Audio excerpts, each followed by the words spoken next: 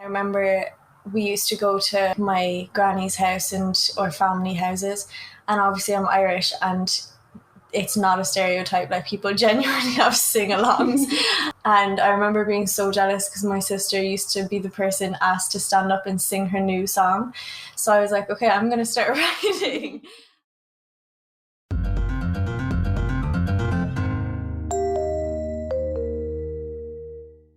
Hello everyone and welcome to the Take the Plunge podcast. I am Kirsty, your creative industry host, and today we are joined by Irish singer-songwriter Eiza Murphy. She has studied music in big cities including New York and London, and she has recently released her debut single Black Hole, which went to #1 in Ireland within hours. Welcome, Eiza. Hello, thanks for having me. How are you? I'm good, how are you? I'm great. How's lockdown? It's good. I feel like this lockdown is different from the last one. I think people were more scared in the last one. Yeah. I mean, obviously there's still reason to be scared, but I think now it's become more normal life.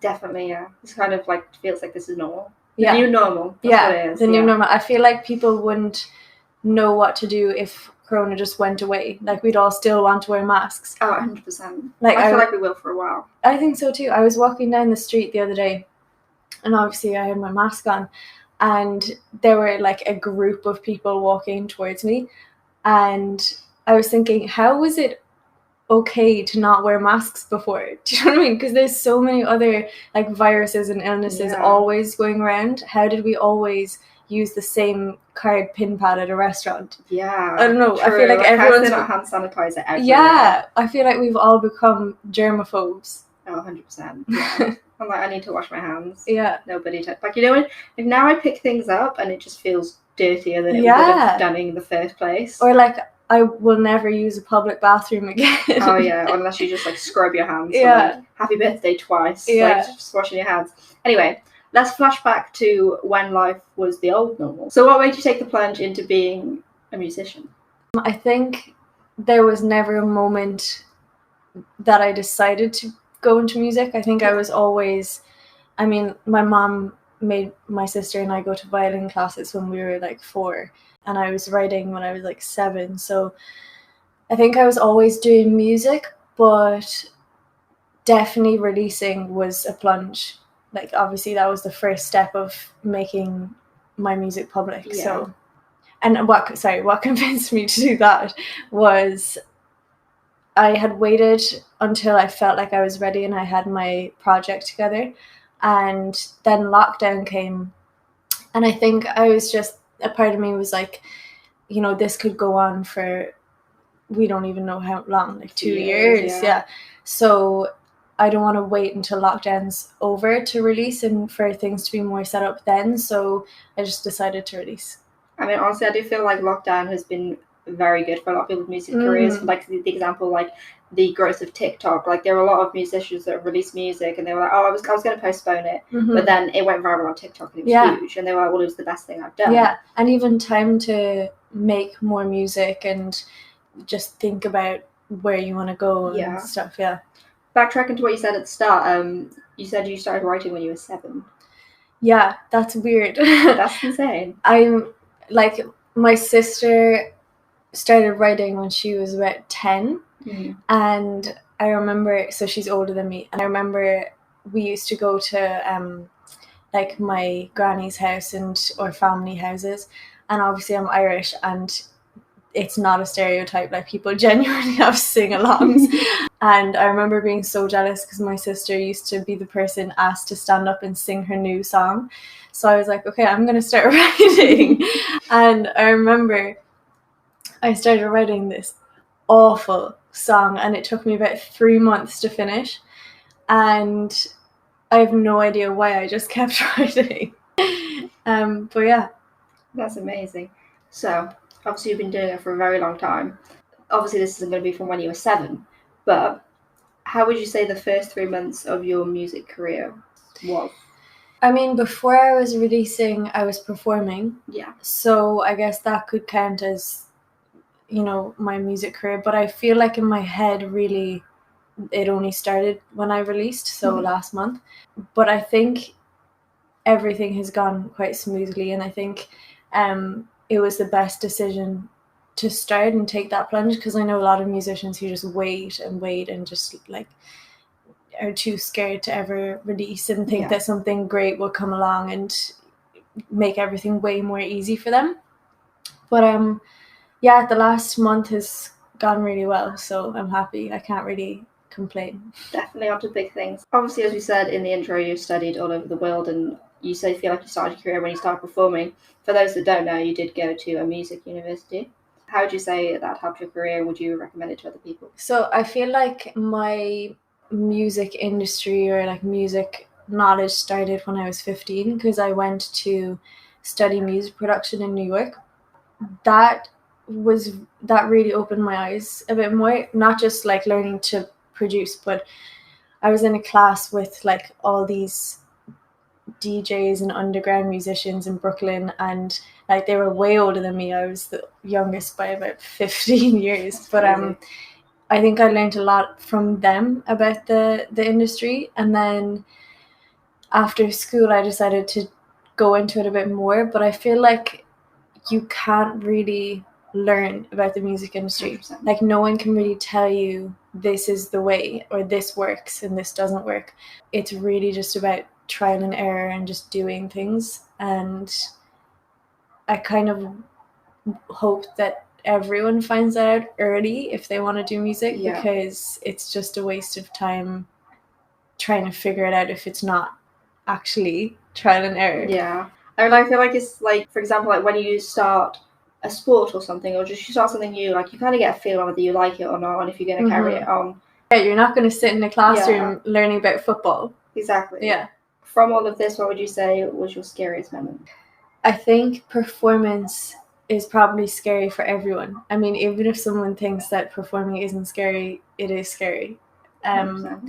And I think probably my scariest performance was the MNIT Awards. It was in Battersea Evolution last year, just before lockdown, and there were like 2,500 people there, but it was a banquet, so everyone was dressed in like tuxedos and ball gowns, and I was just like way out of my comfort zone. So yeah, that was the scariest.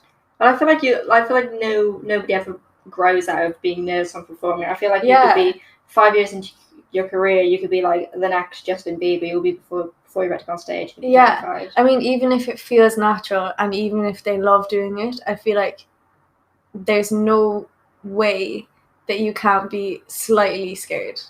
Definitely not. Inside. Oh yeah, 100%. Like you'd be like, oh yeah, I'm comfortable, but maybe you'll like get a bit nervous, get a bit shaky, which is something. I'm sure every artist has that one thing that they have before they go on stage that they feel or they do. Yeah. That kind of makes it different to them. Is there anything you wish you'd done differently in your career so far? So far, no. Thank God. You're on track. Not yet. I feel like if you asked me that question in a year, maybe. Fingers crossed not. But so far, no, I'm pretty happy.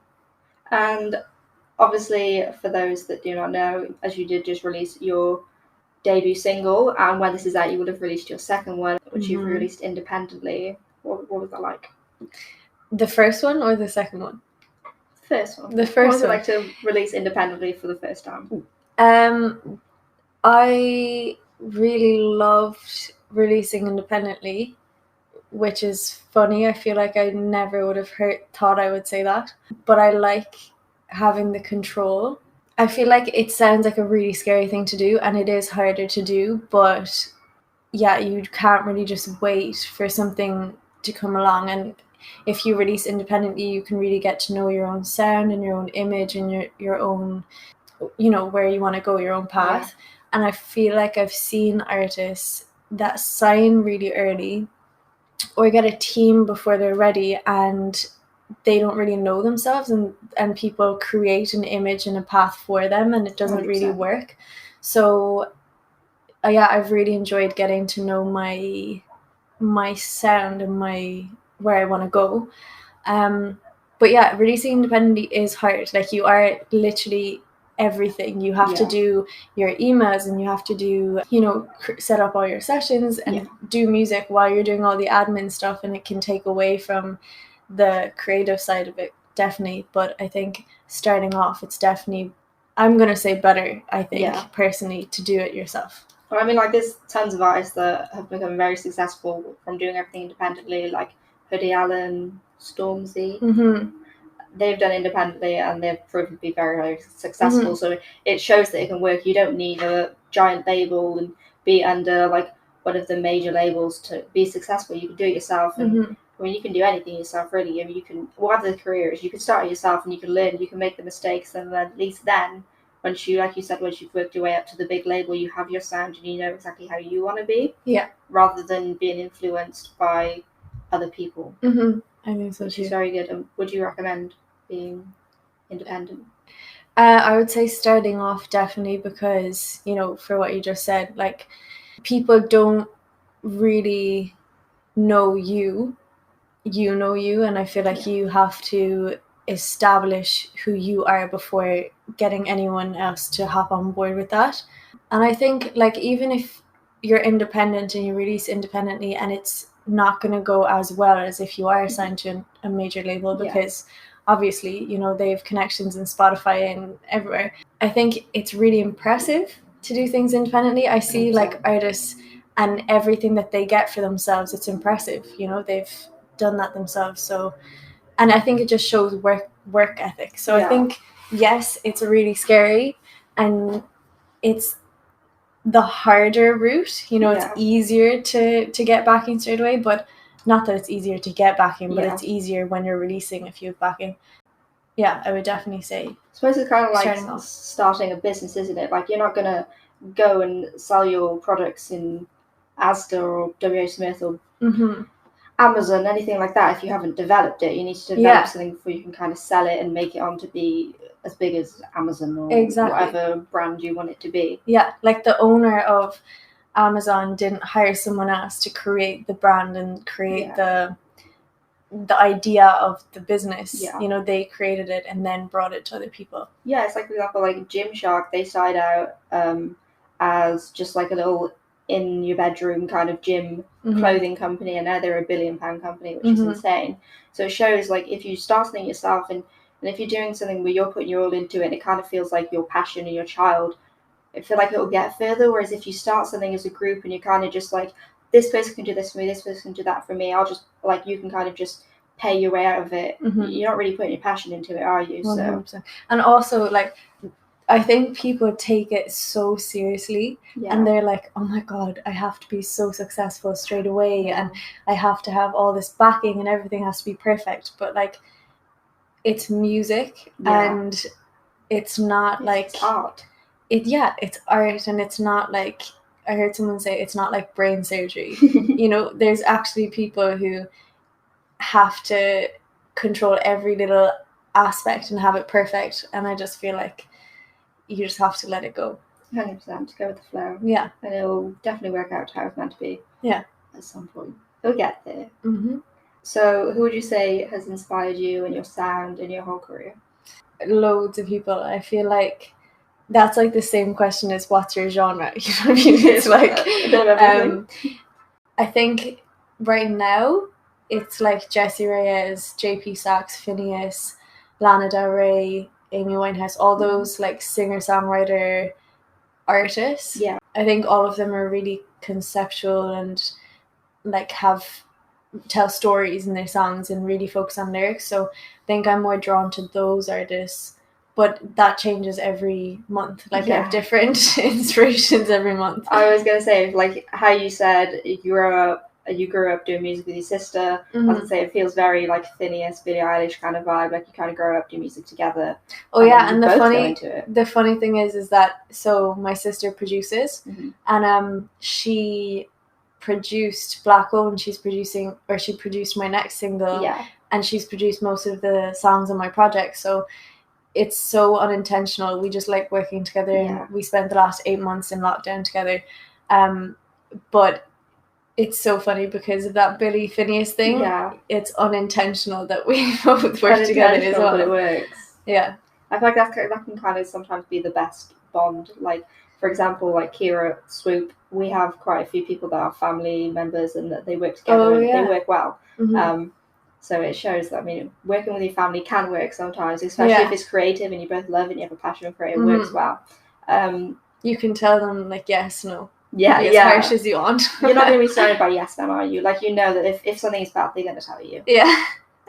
Do you feel that you could take the plunge from starting with basically nothing, or do you feel like you would say that you need to have at least something around you or have like building blocks to form your career? Or do you think you can just start from nothing and just you have a passion and just build it to what you want it to be? Well, I feel like you're always going to have to start. Like, even if you want to find that backing, you have to start some way to find that backing. And even if that's not releasing, it is putting your music out there in other ways, like sending your music to people or doing sessions. Like, I think there is this like, what I found talking to people recently especially is, I think it's because of like Disney Channel and like those TV programs we used to watch where we all felt special and like we were all going to be famous or something. But people have this idea that you don't have to do that and things are just going to come to you. And I think 100%. I definitely felt that way before. But you do have to take the plunge in some way. Like 100%. Whether it's a big jump or not, you're never going to get anywhere without taking some plunge. Definitely. I feel like that's like the really good thing with social media is you can kind of see how people grow on social media. They go from nothing to something, and like people, like fans love being there from the start. And like, I was the first one, I was the first fan. And they love growing from like a really small fan base to huge.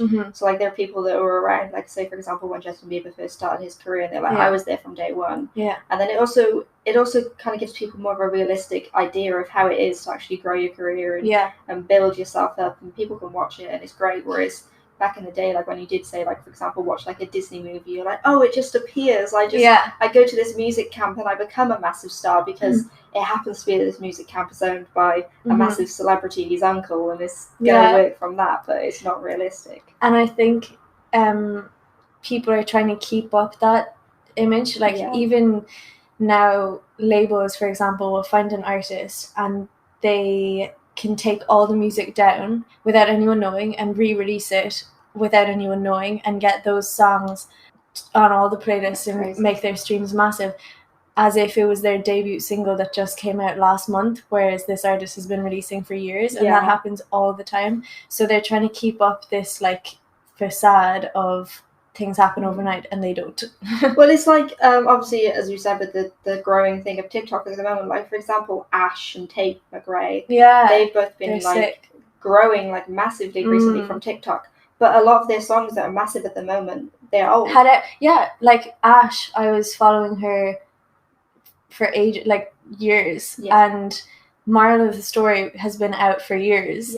And suddenly it's gone up, and people think it's new. So I think people are in love with the idea of overnight successes, but it's not true. It's not true, and it's hidden. If there was like work in there, which there always was. I suppose the message is like obviously like when you do take the plunge, you're taking the plunge. You have to work for it. It's not just gonna be an overnight success. Like I mean, I'm sure there's like a 1 million chance, like Shawn Mendes, like you post a Vine and next thing you know, like you're a star overnight. But like that is a very rare thing. Like the majority of the time, the realistic part of it is you work and you kind of work your way up to that. And and I think like if you're obsessed with the idea of looking like like getting success straight away, there are a million ways to still look like that after putting in the legwork, you know, like labels taking down your music and putting it back up, or like 100%. There's loads of other examples. It also shows like even in like no matter what industry, and if you're in a creative industry like yourself, a musician, if you're a business owner, it proves that like if you don't have the passion into what you're doing, it's not going to work. Like if you're like, oh, I'll just do it because it's going to be successful, or I know it could be successful, and then you get disheartened when it's not. Oh my god, I know so many people like that. Especially in creative industries, because 100%.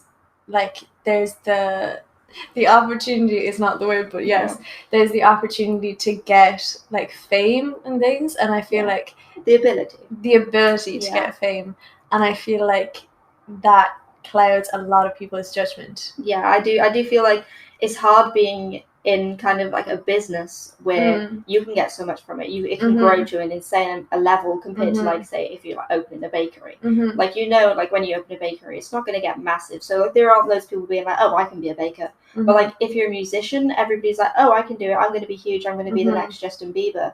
And then if that doesn't happen or they don't do it, they get disheartened. And it's the people that grind and they work for years and that do get that. And that's why you also have so many like copies of everything. Like 100%. Oh my god, the amount of people trying to be, I don't know, like Dua Lipa or Ed Sheeran. Oh my god, if I hear another Ed Sheeran song that's not from Ed Sheeran, but that's not a love of music. That, I mean, you might be really influenced by that person, but like that's just trying to be something that was successful to be successful. I feel like what a lot of people don't realize, like the same with like creative industries as well as like the business industry, is you gotta look for that gap in the market. Like if your sound is the same as everything else that's in the market, like, you know, it's going to be harder to grow it and to get people to see like, okay, well, why should I prefer this or over this? Like, whereas if, say, for example, you have something unique and different and there's a gap in the market for it, there's more chance for it to be successful. Same with like, for example, when Apple started, there was a gap in the market for it.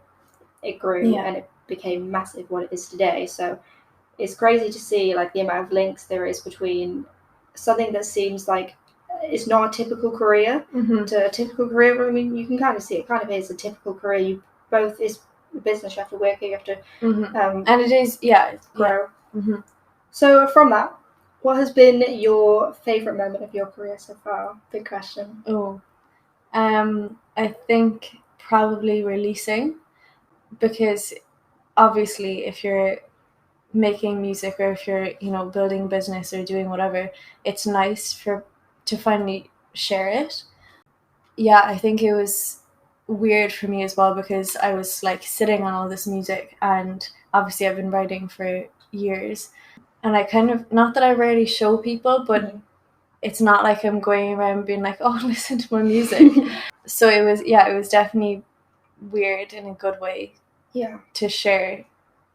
I mean, it was great. I mean, like, even for those around you and your friends and stuff, like, I feel like for a lot of them that was the first time they also heard your music and your songs, and it was great. And in my head that's so weird, because I feel like I've been doing this for so long that everyone knows what my music sounds like and things, but like obviously they didn't, because I never released. I was like speak to people, like I was speaking to my friends, and I was like, oh yeah, my friend Eiza, she does music, she's really good. So, oh, she's having music, what she sound like? I was like, no, I just know she's really good. So like it's crazy. I've personally seen like the amount of work and the amount you've put into it, and you've to get to like your first single release, which is crazy, and it did really well. Like, it went to number one in Ireland, which is insane.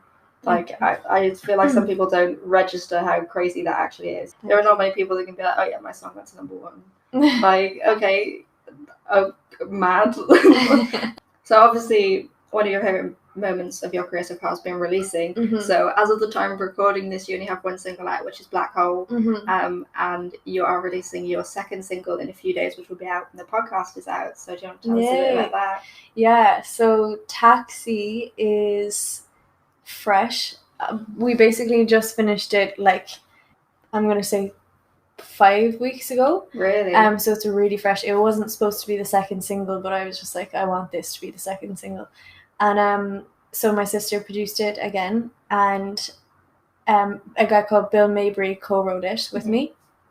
And it's basically about, have you ever been in a situation and it's so toxic and you're just like, how is everybody not seeing through this? 100%. And it's so like one level and there's no depth and everyone's just it's about that, because God, I've been in so many of those situations. I feel you on that one.